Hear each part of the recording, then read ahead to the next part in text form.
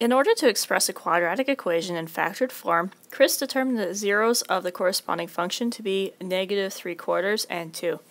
So to determine a possible quadratic equation in general form, where a, b, and c are integers, well, let's work the factored one out. So you're going to have x plus 3/4 and x minus 2.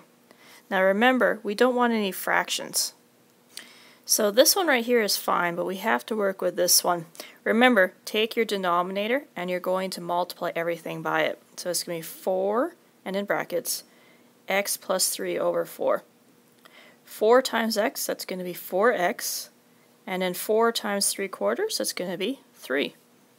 So what you have for a factored form is 4x plus 3, x minus 2, and that's going to be equal to 0. So we need to come up with this general form. You can do that by FOILing. So 4x times x, that's going to be 4x squared. Then on the outside, you're going to have negative 8x. On the inside, you're going to have a 3x. And then last, but you have 3 times negative 2, which is negative 6.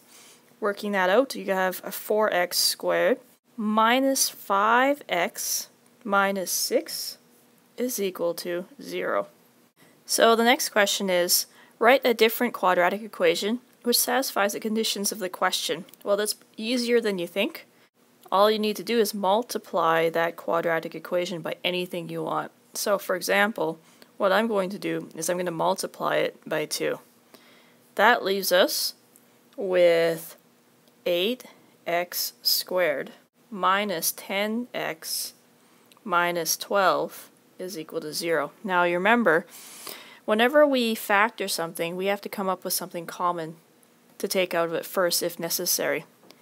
If that's the case, well, that will give us the exact same roots as what we've had before.